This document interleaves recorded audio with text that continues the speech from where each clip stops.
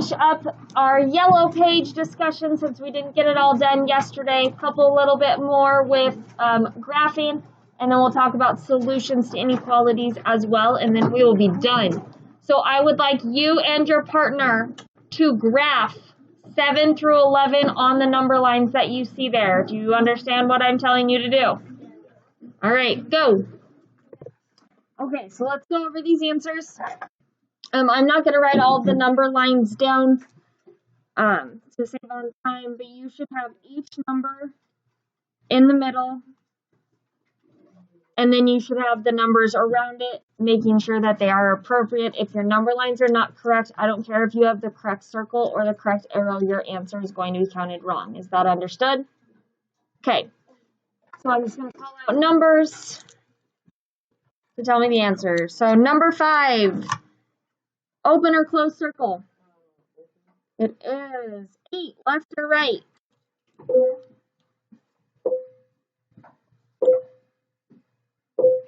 Very good. Number 4, open or closed? Number, oh, I don't have 15, open or left or right? 10, open or closed? 11, left or right? 7, open or closed? 3, left or right? 12, open or closed? 9, left or right? Any questions on those? Is that making sense, everyone? Yep. I'm super confused, but then I realized Gotcha. Yep, so be careful. It's very easy to mess these up. So be very, very careful. Okay, you're going to do 4 more. You're going to flip to your pink sheet. And you are going to do these 4. All right, so I'm only going to draw one number line because all of the number lines should be exactly the same, right, guys? Okay. So here we go. 19, open or closed?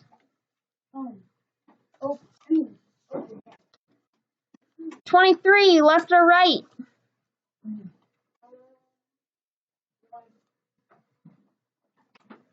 13, open or closed?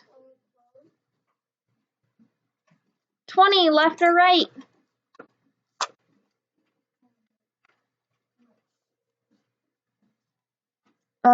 14, open or closed? 6, left or right?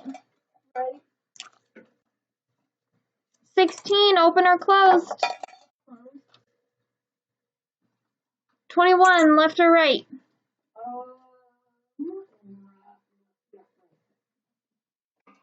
Okay, any questions on graphing? All right, last thing that we have to talk about is back on the yellow piece of paper. It is the very bottom. It is called solutions to inequalities. Remember yesterday we talked about how there is not just one answer. There are multiple answers that are possible. You have to be able to tell me that yes, that is a solution, or no, that is not a solution. Here's what I mean by that. Here they give you the problem, x is greater than or equal to -6. They give you 4. They want to know if you replace x with 4, is 4 greater than or equal to -6? Everyone write that down.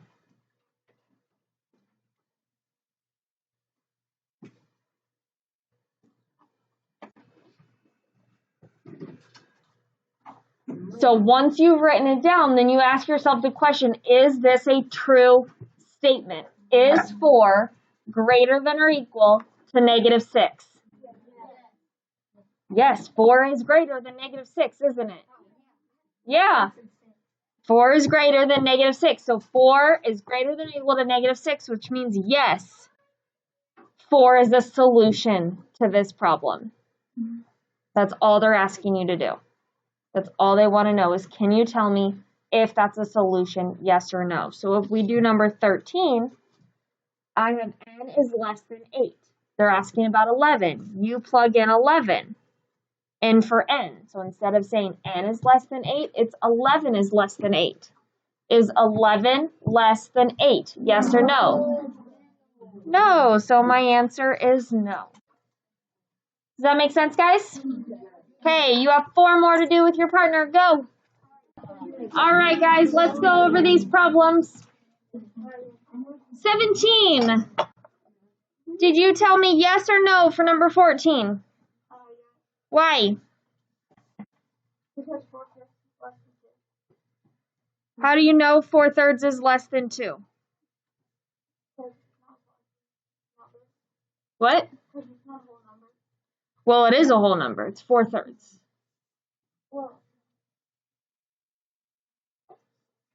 What's another way to say 4/3?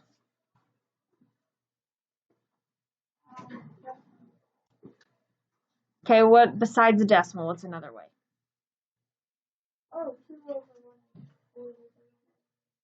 Okay, I could change them that way, yes. Or I could change my mix or my improper fraction to a mixed number. What's 4/3 as a mixed number? Okay, there we go. So, obviously that one probably wasn't difficult, but if you get to problems where it's difficult, where the numbers are weird and big and we're not used to it, change it to an improper fraction. We understand our mixed numbers. Change it to a mixed number. We understand mixed numbers better than improper fractions. We know where that goes on a number line better than we do improper fractions. So very nicely done, Ethan. Any questions on that one, you guys? 18. Tell me what you got for number 15. Yes or no? Why? Very good. They are the same number, and there is not an equal sign there.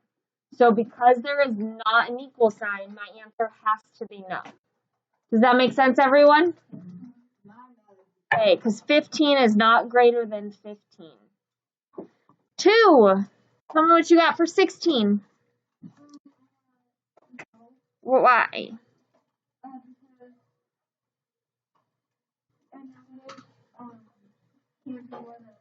Very good. A negative number cannot be greater than a positive, and you just told me a positive number was less than a negative. Excellent job. 22. 17. Yes or no? Why?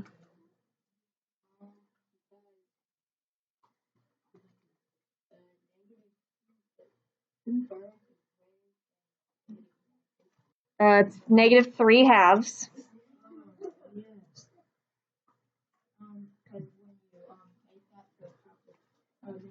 Mm-hmm.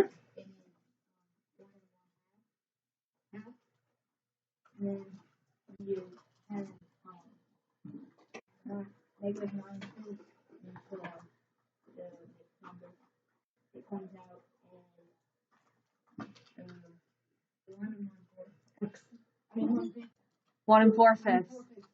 Okay, I knew you had it. Excellent job. That is correct. So you get your negative numbers when you change them to improper to mixed. You get negative 1 1/2 and negative 1 4/5. The tricky part with remembering this one is because they're both negatives, it's whatever number is closest to 0 on the number line. And negative 1 1/2 is closer to 0 on the number line. So it looks like the smaller number, but because they're both negatives, it is larger. Okay, questions?